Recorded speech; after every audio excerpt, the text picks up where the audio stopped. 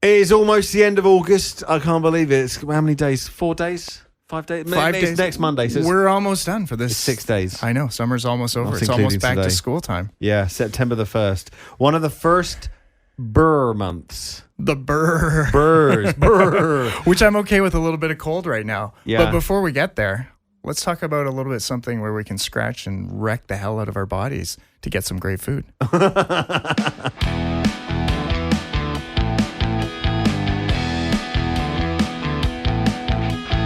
Welcome to the Edible Valley Podcast. We want to invite you as we embark on a culinary journey through the heart of Vancouver Island From the fertile fields, to the pristine waters of the Pacific Ocean. we'll explore the stories behind the food that nourishes us. Tune in to each episode as we deep dive into the flavors, the traditions, and the innovations that make this a true paradise. Now please join us as we explore our Edible Valley.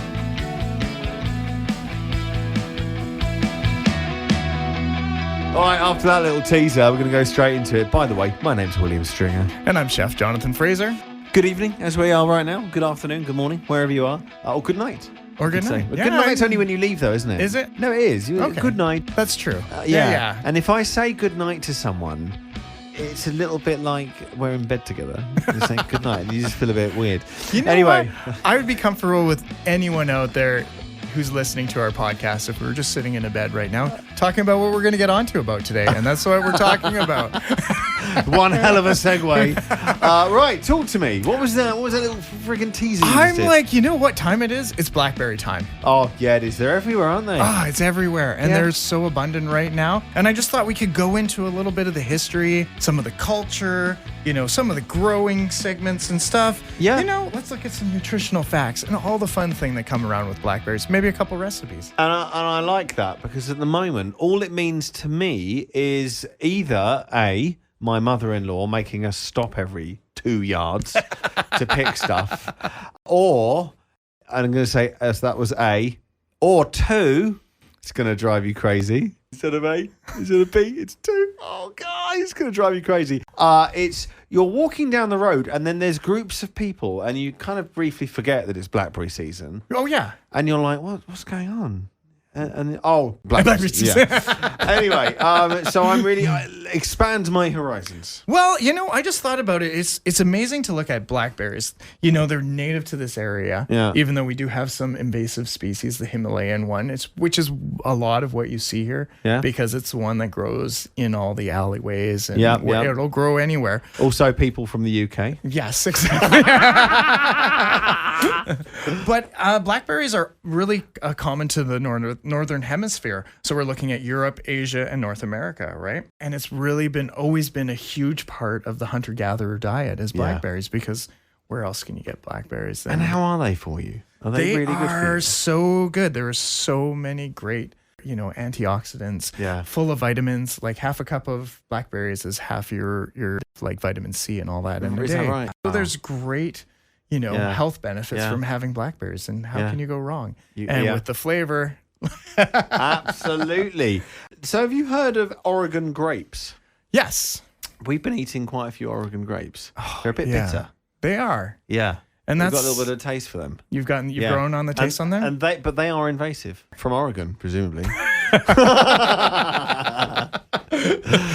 Yeah. Fair enough. Yeah. So not only I was going to say that they're great for health benefits in eating and then making some of the best blackberry pie you can imagine, but also they're great for dyeing. And so they were used a lot in traditional things to create a blue dye, which is a very interesting color and a hard you wouldn't color. want to wear a white shirt. No. One of them. It's up there with black coffee. Which is something I find when I usually go out blackberry picking, or actually, when the times you're walking down the trails and you hit that spot and you see those beautiful, gorgeous, juicy blackberries just sitting there, and you try sneaking in very quietly, and you reach up there to get there, and the first thing you do is your forearm catches that thorn on the side. Oh, no. And there you go. So, that is one of the joys of blackberry picking. And are there several loads for the year? Because I did hear that the first load can be quite bitter. Mm-hmm. And so people are not on them as much. You're just like, okay, they've started. let's wait a few weeks, then they start to get sweeter. Definitely. Is that right? Okay, yeah, cool. and it's definitely one of those things. Like they usually start beginning of July. Right. You're going to start seeing them. Really? Depending on the So weather. early, So yeah, early, yeah. But they're really at their peak getting into August. Right. Into September. And so when is peak day? If you had to give me a date, when is peak day? If you had to give me a day. We're looking at August 25th here. Yeah. So I'm saying anywhere around right now. Really? Yeah. And now I have noticed we did have a little bit of a rainfall, and so that will affect the berries because those berries will suck up a lot of that water. And sometimes they'll get too much water from that, depending on how much. So it'll be a little bit less tasty. A little bit, yeah. Because they've been diluted. Yeah, but then it's also the fact, you know what, they can juice it up and they have a little bit more to ripen and sweeten a little bit. Yeah, they'll need that. So I would have said if you'd so you've guessed right now, 25th of August. I would say I would have said a month from now, but I don't know. But I would have said it's definitely an autumn thing. So what are they going to be like in a month from now? I think in a month from now they're going to be good, but the further we get into the end of the month, I think we're going to lose. They're going to start going bitter and going sour. Really? Yeah. Why do they go bitter? It's just hanging on the vine for too long, right? Too late. That's it. They'll start molding up a little bit as well.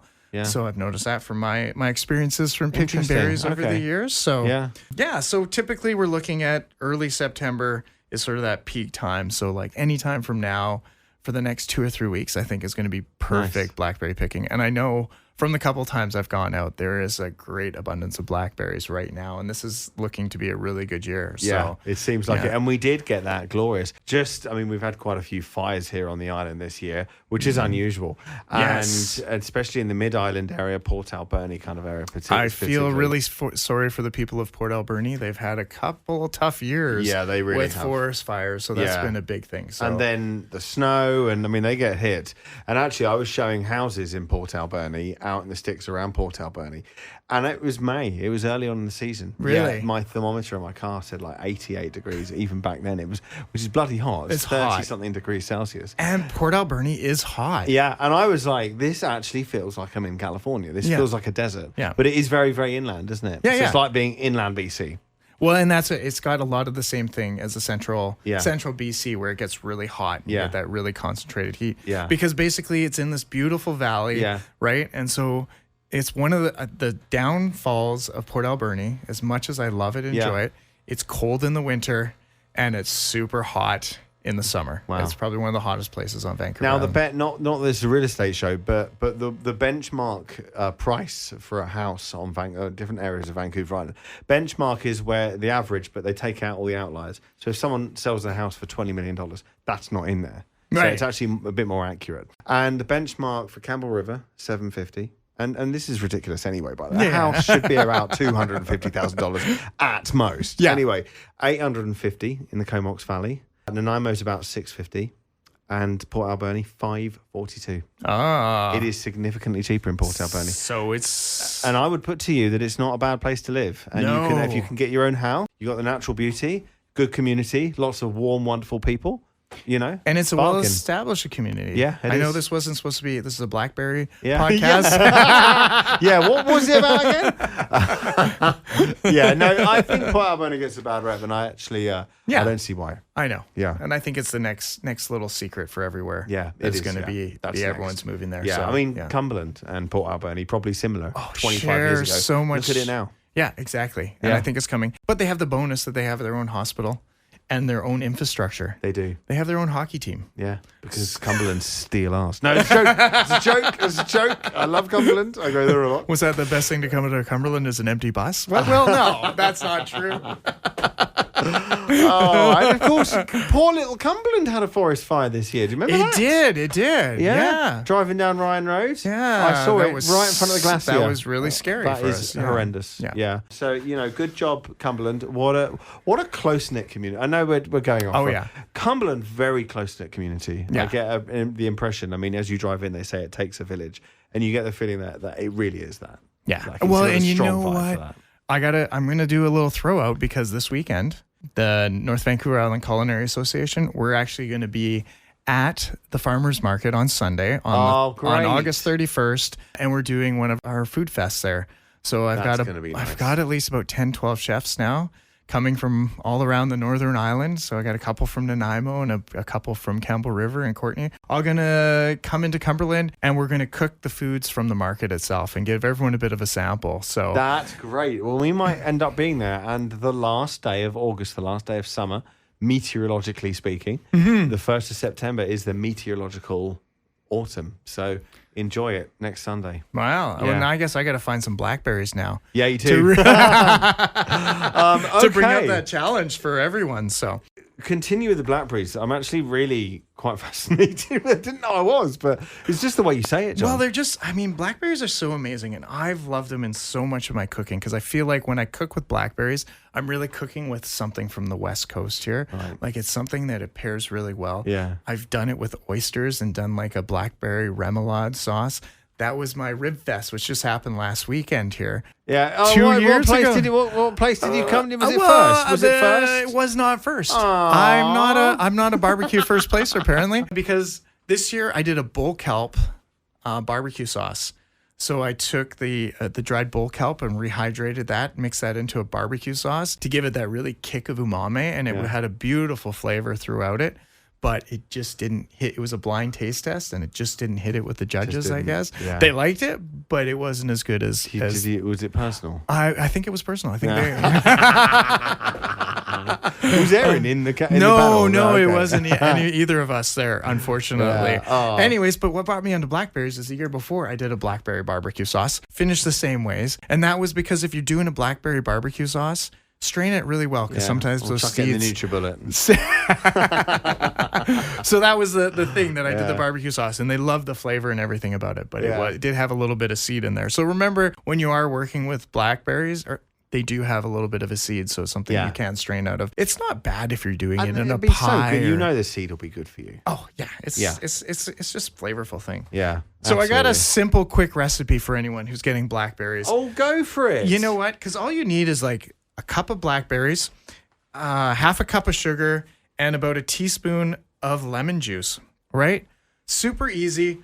Bring that up to a simmer for about 5 to 7 minutes. Nice. Strain it, right? What have you got? Perfect blackberry sauce for doing on ice cream, pancakes, or even, have a little cocktail.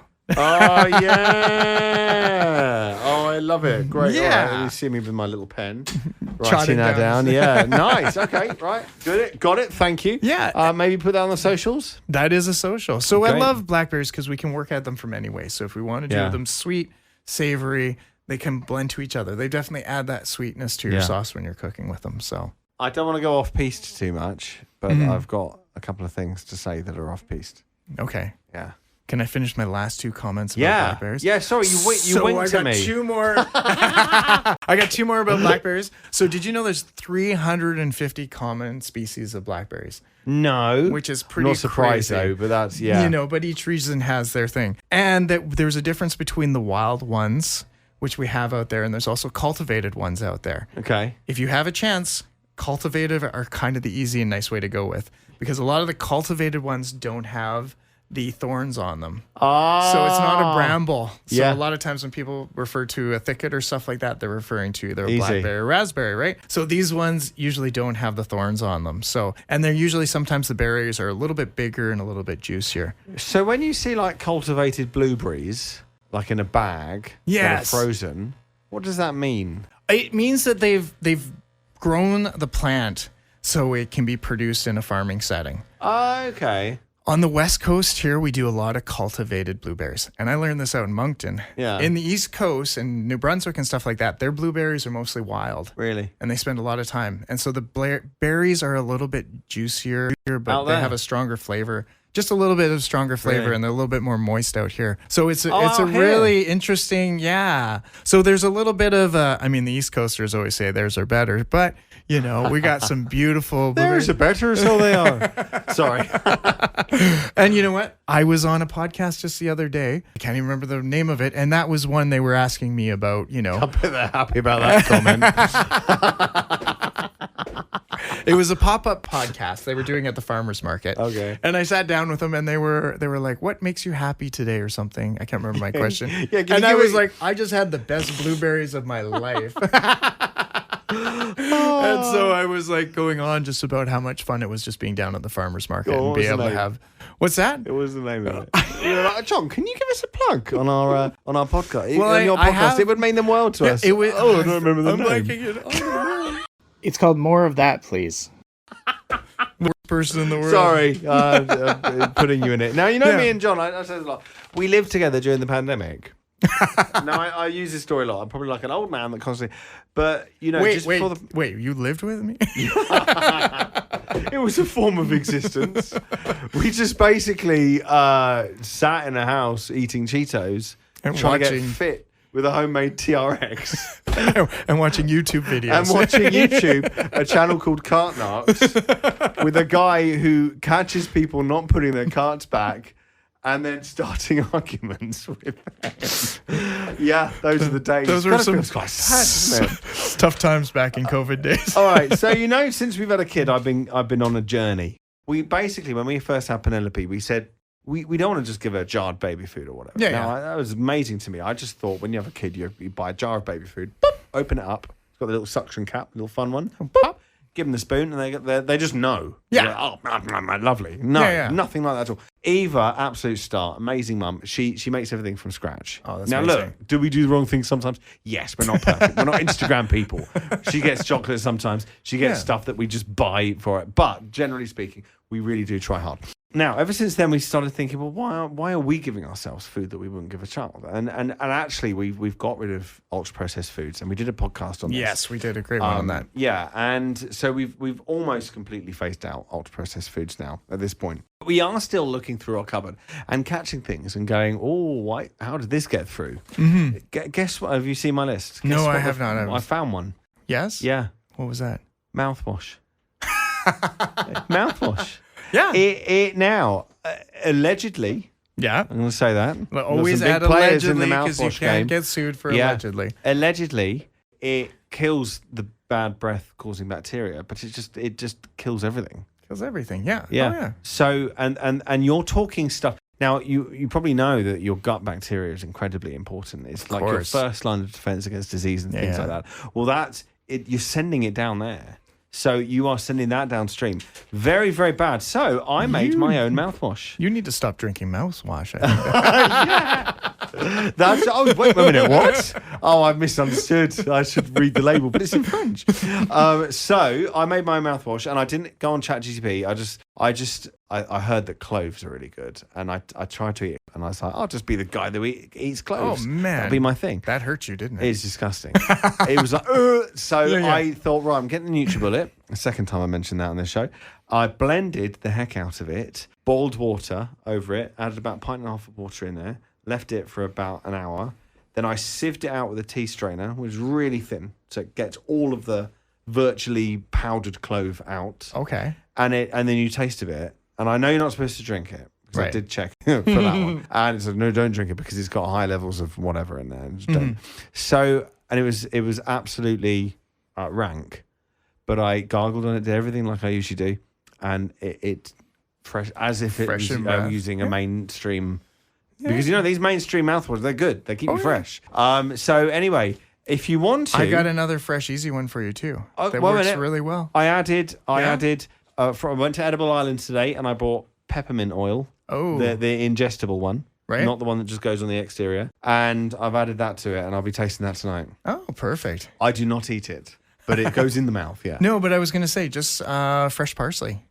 Ah, on its own? On its own. Just grabbing a spring of that, chewing on it. It was that and cloves? Yeah. Really? Yeah. Is it antibacterial? No, it just freshens up your breath. Nice. Yeah, you smell like parsley. Because if you look at the mints and all these sorts of things, I mean, it's even some of the ones they do in Edible Island, dare I say it. They have a really good brand in there, actually. But that's Will's rant for the day. Yeah. So there we are. Homemade mouthwash. I'll let you know how that goes. Right. Okay, next rant. All right. So Eva is vegetarian. Every restaurant you go in, even like the best burger places, they'll just have at the end veggie burger. You don't even bloody change the name. It's so boring. Veggie burger. You know, I mean, what the heck? And actually, we went to one, I'm not going to mention it. It's a local place. Okay. Character that owns it. Yeah. And it was Costco. Eva took one and she was like, this Costco. Because we buy them. So she said, I've just paid $14 for one Costco patty. and some very nice fries. It's a hard one because you know what? Finding a really good veggie burger out there. Well, we make our own, and they're crap. Yeah. So I said, I'm going to go back to the old country in my mind. And I remembered cauliflower cheeseburgers. Oh. And I was like, whoa, every time I go back to the UK, I go to Sainsbury's and I get these. And I just thought, you know what? I'm just going to make my own. And so you just loads and loads of cheddar cheese. You're talking garlic. You're talking, I put caramelized onions in there, all the usual herbs, chuck them all in there. Get a whole head of cauliflower, chop it up, oven, 40 minutes, 400 degrees, a little bit of salt and pepper. In the oven, take it out, blitz that or pulse that in the food blender till it looks like rice. Chuck it all in there, couple of eggs, blend it all up, and also you chuck in there some panko as well. Yeah. Nice. And then I put some panko around the outside, like a lot of it. Yeah. They crunch when you eat them, and then you shallow fry them. Yeah. Oh my gosh, they are so good, John. Cauliflower is it's one of those, if you do it right and you play with it, and add cheese always helps it. Yeah. And it just, And that did it. You know, veggie people have such a... Black bean burger isn't fun. That's the equivalent of like me having a fillet of salmon, you have a black bean burger. Yeah. Where even on Saturday night, when we're trying to force as many calories as possible down our gobs, they deserve something better than black bean burger. So cauliflower cheeseburger. Well, the other one that always falls on is the portobello mushroom. Oh, yeah. Yeah. Mushrooms carry all the weight. No, I they think. call the weight, but that's kind of like phone it in. We'll brush it with some butter, throw it on the grill, and you get a mushroom in Job there. done. There's Sit back and think of England. so many better things you could do with that. So. Final thing I wanted to say, and I just make a list of anything involving food because I am the layman in this conversation. I am here to learn. John teaches me a thing. I've got a little bit of an obsession because TikTok has shown me I should be obsessed with it. Oh, yeah, of course. It does that. I'm just going to say 2 words and you can smash burgers. No? I love them. Oh, you love them? Oh, yeah. Oh. That's how I've been doing my burgers for years. Have you really? Yeah. So it's just, how did I not know about this? Well, do you remember when I started making at Atlas, when I brought the burger on there? Yeah. The goal was to get the burger. We did it on the grill, which was hard, but we were doing it as thin and as flat as possible because I wanted to cook really fast. Like a minute and a half. But I also wanted to pick up all that flavor from on top of the grill. Yeah. So that's the whole thing with the smash burger. Yeah. Right? It's just having that piece of meat on the grill as flat as possible. Really quick sear, getting that little bit of crispness on it, and it's just like, it's beautiful, right? And you don't need a lot to it, right? Just a little salt and pepper. Well, I've already got into the products because TikTok tells me I need to. So I bought the smash burger, the press. Ah. All right. So you make your mince into a ball, and it's probably like a golf ball. Mm-hmm. And then you get the smash burger press. You get a load of onion, chuck it on top of the ball, and then you get some grease-proof paper. And then put the big press, which is a big cast iron. I mean, I don't know why I didn't just use my cast iron weight anyway. Yeah. But and you just push it down. It just makes it as flat as possible. Yeah. You get all those lovely crispy edges. And then when you turn it over, you got like 20 seconds more and it's done. It's done. Yeah. And the so trick good. with that is to smash it right away before it starts cooking all the way. Yeah. So it can crisp down, because what happens is once you start cooking up a patty and you flip it over and then you press it again, you're going to push out all that extra juice that's in there. Do you press it again? I don't always. A lot of times I will just flip over. I don't think people do. Yeah, No. but some people do. Some and people I know when working with burgers and stuff like that, there's especially when you're doing a thicker and a fat burger, like a lot of people would flip it over and to speed it up, especially in the kitchen when you're grilling, jumping on that press and squishing it down. And the press is made to smash that burger, get as flat as possible. And you want to get the 80-20 fat. And it was so tasty. Right, I mean, if you're listening, you're not... You know what's amazing on top of that, I'm going to show John a picture. Just to go full circle with this, a little bit of Blackberry barbecue sauce. Oh, really? Yeah. I mean, I've just shown you biggest bloody burger. 3 patties. Or else Blackberry sauce. Like a Blackberry what does that bring barbecue to it? Sauce, right? Well, just a traditional barbecue sauce, just adding that little bit of sweetness from the from the Blackberry, right? Yeah. That's or a great else idea. doing a nice blackberry chutney, right? Well, with the cauliflower cheeseburger, I said, what do I do? And this is AI, just, hands in the air. I said, what do I do to add umami?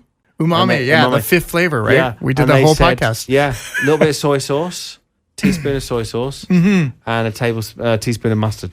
You know what actually works really good, too, What? for umami? Yeah. And just because I'm working on it right now, is seaweed. Oh, really? Yeah, so like dried powdered seaweed is a big one.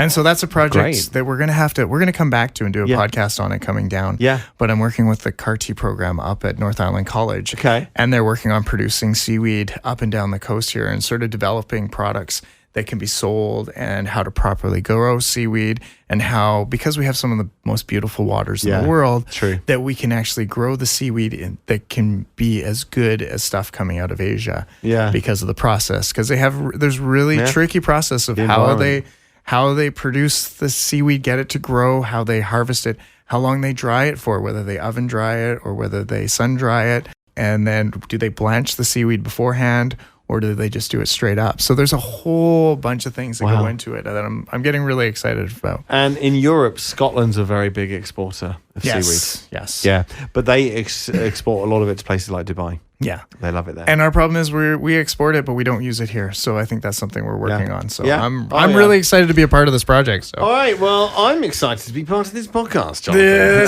Let's do. You know what? I think I'd love to reach out to anyone out there. And if they have any of their own Blackberry recipes or some of their favorite ways of having blackberries, love to hear a shout out or an email to us. We can read it out on the show and pass that along because that would be a lot of fun. That would be a lot of fun. Yeah, please do. For now, thank you again for Jet FM from the state-of-the-art downtown Courtney studios at 98.9 Jet FM, Comox Valley's best rock. Thank you so much for letting us use this studio. It is where this podcast started back in 2011. 2011. 2012, I think, was when we first started in the radio station. So grateful. Thank you very much. It's lovely. And you can also, we've now paired with the Jet now in terms of the podcast going out on their website, which is My Comox Valley now, under the community section, Community Voices. And it's absolutely fantastic. You can find loads and loads of great stuff on there. Of course. Yeah, check it out for sure. Yeah. All right. That's it for us. Thank you very much for listening. We'll see you on the Flippity Flip. Flippity flip. Flippity flip. Okay, bye. Thank you.